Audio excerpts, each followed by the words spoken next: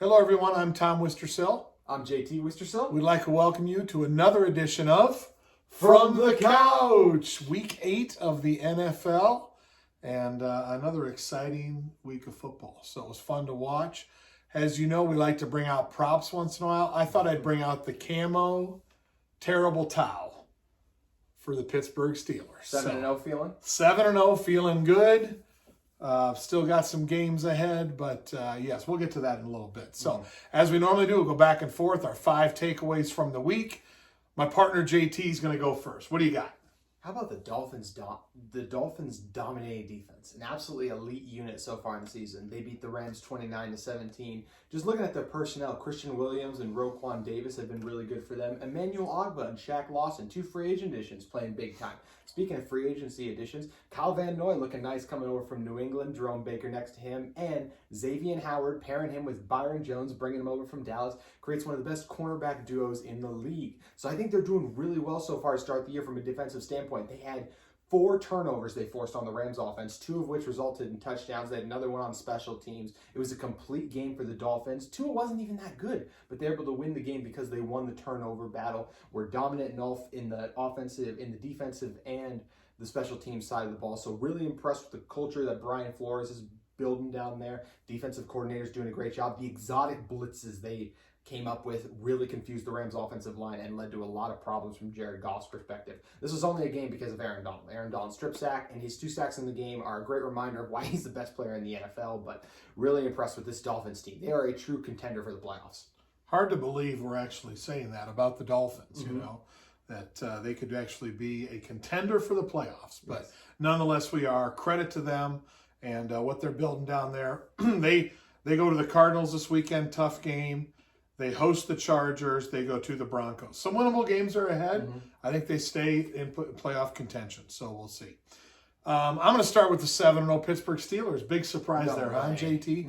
Huge win over the Ravens. It wasn't pretty. It never is in that game. It's a dogfight every time, as we said it would be. Was impressed that the Steelers stuck with it, made enough plays, forced Lamar Jackson into having to throw the ball to win, which he doesn't want to do, and had some big players step up, some unheralded guys step up. Spillane stepped up, the middle linebacker, and so it was just great game to watch. And now we'll see if they can, after the tough stretch with those 3 tough opponents, now they have 3 opponents who aren't very good. You know, we got the Cowboys, the Bengals, and the Jags. So you look on a paper, it's like those should be wins, right? Unfortunately, Pittsburgh has a history over the last 4 or 5 years of playing down to the level of their opponents. They don't typically blow anybody out. So I feel good about the Cowboys this weekend. I think the Bengals is going to be a tougher game than people think. And Jacksonville always gives us trouble for some reason. But we should win those 3, and that sets up Thanksgiving night. 3 games on Thanksgiving now, right? Cowboys, Lions, and then Thursday night, Ravens at Steelers. So we'll see what happens there. The bottom line is the Steelers are getting it done. They're 5th in the league in points per game. They're not doing anything great passing or running-wise, but they're scoring points. But they're in the top 7 of every defensive statistical category. When you play defense, you can win the games. That's the way Pittsburgh does it. Yeah, great teams find ways to win. There were a lot of offensive categories in which Baltimore outgained your Steelers, but you won the turnover battle 4-1, and that ended up being the difference in the game. No doubt about it. So, okay, where are you going next, JT? It's election season. We're nominating different candidates. I am nominating my guy, Dalvin Cook, for the best running back in the NFL. He was sensational against our bitter rival, the Green Bay Packers, this week. 226 yards, 4 touchdowns in the 28-22 upset win at Lambeau Field. He's everything to this offense. And when they didn't have him in Atlanta, they only rushed for 32 yards in that loss, so they really missed his presence.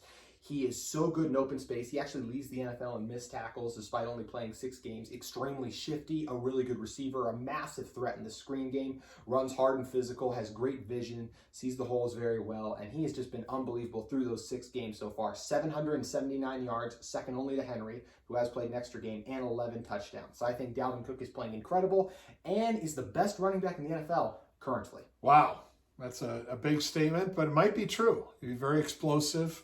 It's great to see Dalvin back and healthy, and certainly is a fun player to watch. We'll see what happens there. So I'm going to talk about the Buffalo Bills next. they kind of find a way to win, right? Yeah. They're 6-2. They have a 2-game lead in their division right now over the Dolphins. But they do play the Seahawks, the Cardinals, and the Chargers next. So, what they are, they're an average team in all offensive categories. Defensively, they do some decent things. But when you look at who they've beaten, they've really only beaten bad teams. And they've lost to the good teams. Mm-hmm. So we're going to find out what the Bills are really like here with Seahawks, Cardinals coming up the next two. Both have explosive offense. They do have the Seahawks at home. That always helps because who knows what the weather's going to be like in Buffalo. But then they go to Arizona. So check back 2 weeks from now. Right now they're 6-2. If they can go 1-1, be 7-3 right there, you know what? I think they're heading towards winning the division. So we'll see what happens with the Buffalo Bills, or as Chris Berman would say, nobody circles the wagons like the Buffalo Bills. Yeah, it's great for Buffalo to get that run game going with both Moss and Singletary rushing for over 80 yards, looking like the elite tandem we thought they'd be once Moss was drafted there. Yep, exactly. Okay, JT, what's up next? The Chargers versus Broncos game. Just wanted to talk about how insane of a game that was. Denver ends up winning 31-30 after Locke's last-second touchdown pass to KJ Hamler. An insane game. Early, it was a defensive battle. But Herbert and his weapons, Keenan Allen, Mike Williams, Hunter Henry, they kind of get going. They like to run the ball because, rookie quarterback. But their offensive line's not good. All the running backs are below average. They're best when they air it out. And it's what led to them taking a 24-3 lead. Now, the Broncos were able to score and then force a punt. But Locke throws an interception late in the third quarter. Game's over, right? You'd think the Chargers are driving. And he throws a ball up. Herbert does. 50-50 ball. Mike Williams in the end zone. But Bryce Callahan, the Broncos corner, makes an unbelievable play, comes down with the ball, and sparks a massive Denver run where they outscored them 21-3 over the last few minutes there. Joey Bosa was out with a concussion for the fourth quarter of this game, and a massive loss that was.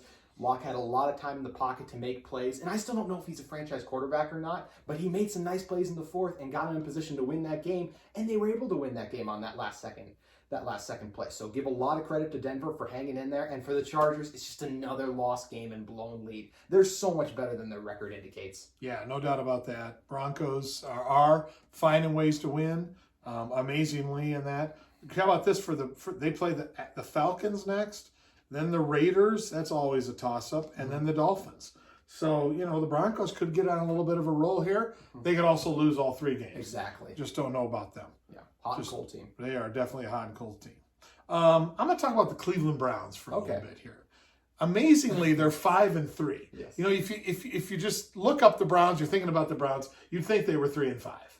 But they're 5-3. Now, they have issues. They had a bad loss to the Raiders over the weekend. And, and next up they have the Texans, the Eagles, and the Jags. They should win. They should win, if not all 2 of those 3 games. But the bottom line is they're 5th in rushing offense, so they are moving the ball that way. Baker has been so inconsistent. Yes. At times looking good, at times looking awful, which is the way Baker's been.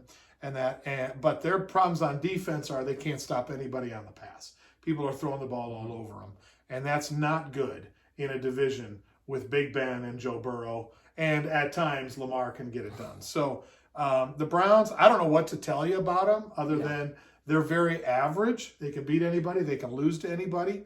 But nonetheless, I look at that, Texans, Eagles, Jags, they're going to be either 7-4 or 8-3 in the next 3 weeks. That's what's crazy about it. And still look like a playoff team, amazingly. So we'll see. What do you think about the Browns? I think it's fascinating. I was out here praising Baker last week because he was unbelievable. Put the team on his back in the win versus the Bengals. And then has a less than 50% completion percentage against a young Raiders secondary. Now, they gave the Chiefs some struggles earlier. The Raiders secondary did. But still, I just expected better from an offense that looked so good the week before. Give the Raiders credit, though. They did a great job controlling the clock with that aggressive run game with Josh Jacobs. Also, I felt like you just took a little bit of a shot at Lamar Jackson, by the way, with the sometimes Lamar Jackson. Well, I was talking about passing offense. Yes. And I wouldn't put Lamar in the elite passing offense category. I would. That's what I meant by that. I do agree with that. Okay, where are you going to? You know who is elite, though, is DK damn Metcalf. Oh, my gosh. He is unbelievable. In 7 games, he has 680 yards, 4th in the NFL. He's tied for 1st with 7 touchdown passes amongst receivers, and he only has 36 catches for the yard, going back to the yards one, which is the lowest amongst the receivers in the top 5. It's his second year in the league. We already know he's a physical freak. He's continued to develop. The repertoire between him and Russ has gotten so much better. Their timing is so much better. The route running is a huge improvement for Metcalf. Being able to run things more than just go and slants. He can run curls and comebacks now very effectively. He's the biggest guy on the field. He's the fastest guy on the field. And he's the strongest guy on the field. He's a threat to score anytime he touches the ball. And I think he's well on his way to becoming one of the best receivers in the NFL in general. He's probably already a top 10, even just in his second year. That's how good he's been. He's been super impressive.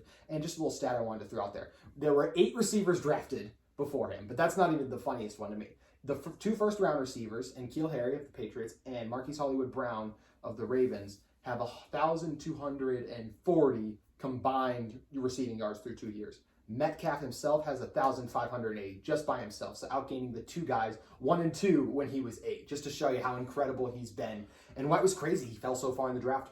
Yeah, and and that's where people buy into analytics too much, right?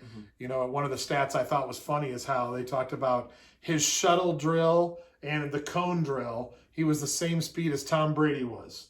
So all of a sudden people go, oh, he's too slow. He's not quick enough. Mm-hmm. He can't make the plays. We're not going to draft him that high because we're only looking for top-level quicks. Yes. Well, guess what? You were wrong. Yes. He is a freak, and he is fun to watch. Mm-hmm. So he's on my fantasy team, by the way, which I like. So like having him. All right, I'm going with the Indianapolis Colts next. 5-2, a dangerous team tied with the Titans, who they haven't played yet. And next up is the Ravens. Ooh. So they got the Ravens-Colts this weekend. That'll be a great game. Then they play the Titans, and then they play the Packers. So like some of the others we've talked about, the next 3 weeks, we'll be able to tell, are the Colts for real or not? They also are in the top 7 in every defensive category. They're 5th in turnover margin. So they're just doing a great job setting up their offense. Phillips Rivers is having a decent year, but they're not running the ball very well. Mm-hmm. And so they're relying on their defense. Their defense is making plays. But we'll check back after Ravens, Titans, Packers and see how the Colts are after that. Next 3 weeks will tell the tale for the Indianapolis Colts. I've been floored by their defense with DeForest Buckner and Darius Leonard leading the charge. They're just an unbelievable duo, and it's an unbelievable defense. I did not expect the Colts to be this good, and they are a legit team. Amazing. We'll see. Okay, last one, JT. The NFL trade deadline was today, Tuesday night. It was a total snooze with Isaiah Ford, I believe, going to the Patriots for a 7th rounder. That's an absolute no-name receiver. He didn't even deserve to get brought up on the show, but I just slipped up and brought him up. But I want to go through no big moves, which is always a bummer. Trade deadlines, you get your excitement up, hope your team does something. Nothing happened. But I feel like there were a few underrated moves throughout the week that we haven't gotten a chance to touch on. Carlos Dunlap was a big one to the Seahawks for just a 7th-round pick. Instantly becomes their best pass rusher. For his career, he has 82 sacks. Is he in the twilight of it? Yeah, but can still get it done with some veteran savvy. Desmond King to the Titans was a big move as well. That he'd been wanting out of Los Angeles for a long time, and for them to get him for such a late pick, he's one of the better slot corners in the league and can add some stuff in the punt return game too. So like that move for them. The Saints grabbing Quan Alexander, who was a former Pro Bowler in Tampa. Things weren't great with the 49ers coming off that injury, so pairing him with Demario Davis was nice. And for the 49ers, getting Kiko Alonso isn't a bad move either. And then for your Steelers, Avery Williams. I really like that move. Had 100 tackles for 3 years. Then he has that ACL injury, but he's well on pace for 100 again. So a surefire tackler, come in and replace Devin Bush. So I thought these were a lot of really underrated moves that will really help solidify teams. Unfortunately, if we look back to last week, I got 2 out of 10 on my trade predictions, which was very rough.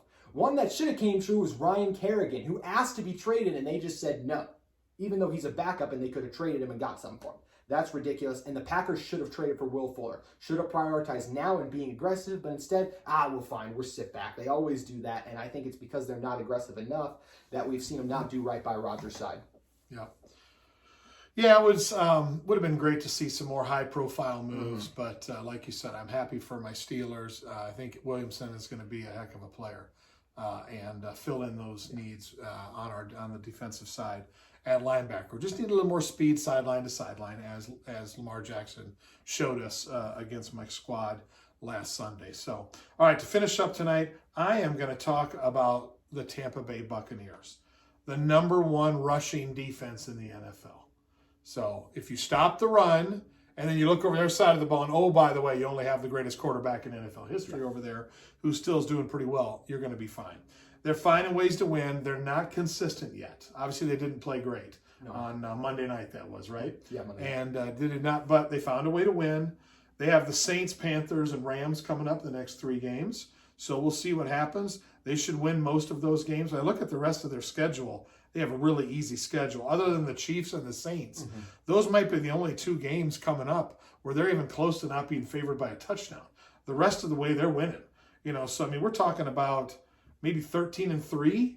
The Tampa Bay Buccaneers are going to end up. They could be the number 1 seed if the Seahawks lose some games along the way. They're 4th in turnover margin, 4th in points per game. They're just finding ways. And, oh, by the way, they're getting Antonio Brown. So we'll see what type of impact that has. That's either going to create openings for Antonio Brown or it's going to create openings for Mike Evans. We'll see what happens. I got a good bet that Tom Brady will figure out which one it is, and the offense will be better. Not a fan of Antonio Brown, obviously, because of what happened in Pittsburgh, but he couldn't have landed in a better place than with Tom Brady, who will take care of him. And, oh, by the way, I think what you read is true. He's living at Tom Brady's house right now, there in Tampa. So there's my thoughts on that. What do you think about that? Being roomies, I love their front 7. I've discussed that before. And Antoine Winfield Jr., the safety's making huge plays for them as well. He's up there for Defensive Rookie of the Year honors. What really fascinates me is we usually talk about a game for the upcoming week. I am super excited for Saints at Buccaneers this week. Not only is Antonio Brown back or with his new team, but Michael Thomas is back as well for the Saints. He's been out for a while, a lot of issues there. So I think that'll be an awesome, explosive game that Tampa is just going to barely win because of the dominance of their front 7. How do you see that game playing out? I think the Buccaneers are just too good. I think they're just going to win. I'm looking forward to the Colts-Ravens game. I think that's going to be a great game. And what's the over-under on number of sacks on Ben DiNucci for the Cowboys against the Steelers this week? How many sacks, JT? 6. 6 They'll sacks. get 6 sacks. 6 sacks. That could be a lot. So we'll see what happens there. So, well, thanks for joining us. That was week 8 in the NFL. We'll look forward to seeing you next time on another edition of From the Couch. We'll see you then.